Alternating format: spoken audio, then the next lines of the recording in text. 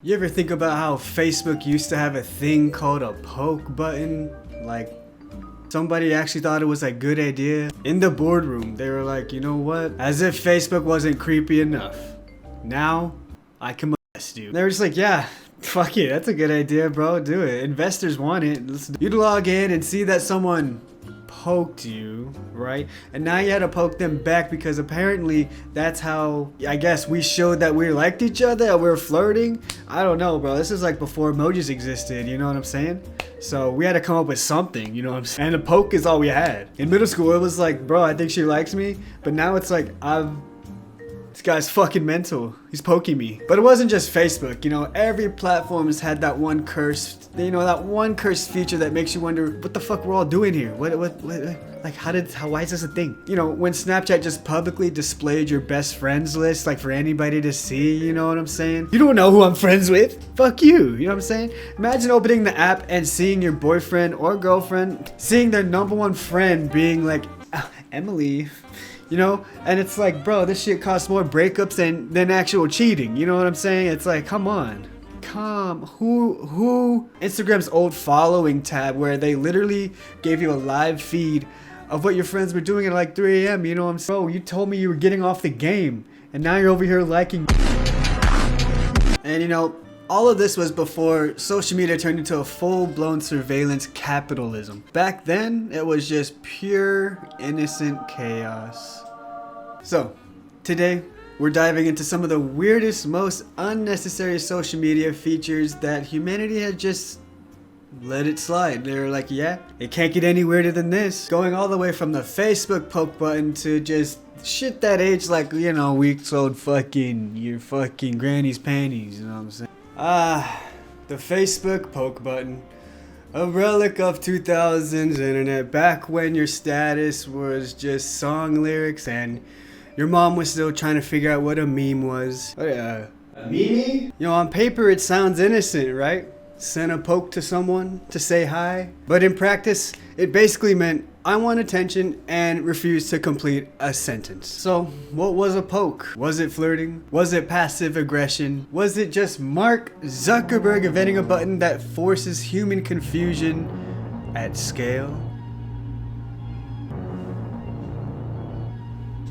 No one knows. Like, okay, imagine trying to explain it to someone under 18 years old. Okay, 16 even, I don't know. So yeah, like, we used to poke each other online.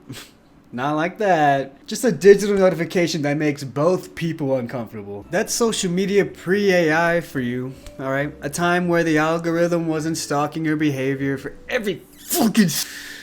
It was just poking you and hoping for the best, you know what I'm saying? Everything was so new. So let me poke you. Because here's the thing. Once someone poked you, you had to poke them back. You couldn't just leave it hanging, bro. It's like a fist bump. It's like kind of like that. It was like a duel of awkward energy till one person broke. You ain't breaking me. I swear half of early Facebook's engagement metrics were just people panic poking each other, you know? Because they were like, I'm not weird. You poked me first. I'm just poking you know back. what I'm saying? No, I poked you first. No, that was an accident. I'm I not didn't weird. do that. And it just goes on forever. And honestly, I miss that. That era of dumb features that it's all new, we're all learning. It served zero purpose except to just make the internet feel human and deeply uncomfortable. Instagram's following tab. This thing let you see everything your friends were doing, who they followed, what they liked. It was digital surveillance before AI even cared. You didn't need to hire a private investigator. You just needed Wi-Fi and a bad self-esteem. We just opened that tab just to feel something. We didn't want data privacy, we wanted drama, and we got it. That thing ended more talking stages than ghosting ever could.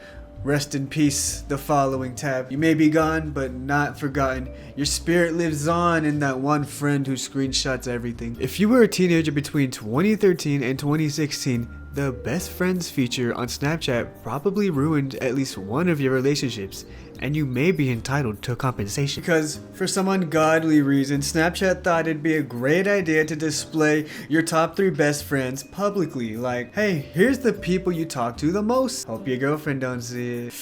Ooh. Ow. Oh. Transparency builds trust? No, it doesn't. Transparency builds arguments, it builds screenshots, it builds group chats named So What's This Then? The second that list is updated, you can physically hear hearts breaking. You'd open Snapchat like, wait, why am I the third now? Who's Jason? It turned teenagers into FBI agents. Everyone suddenly knew how to calculate snap frequency like they were analysts at the Pentagon. The yellow heart emoji meant you're close. The red heart meant you're basically dating. And the fire emoji? Pure chaos. Like, Snapchat turned emotional trauma into gamification.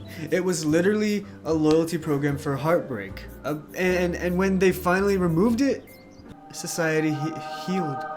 Actually, it gave way to, oh boy, then came Twitter or X or whatever, you know. Remember Fleets? Nah, I don't, because they were supposed to be Twitter's answer to Instagram stories. But by the time they launched, no one wanted ephemeral tweets. We wanted peace. Fleets lasted like what, 6 months? It was like the social media version of a chemical spill. You'd open Twitter one morning and suddenly everyone's posting blurry selfies with captions like, I'm just vibing. I'm just vibing. I'm just vibing. You know, and then there was MySpace. Remember this guy? You remember? I don't know what was his name. MySpace had a top 8, aka the Hunger Games of friendships. You could literally rank your friends publicly. You know what I'm saying? Sorry, bro. You're number 9 now. That feature did what therapy couldn't. It taught us how to lose people gracefully. Meanwhile, Be Real tried to bring authenticity back until people realized being real just meant posting a grainy photo of your laptop at 4 a.m. with a cup of noodles.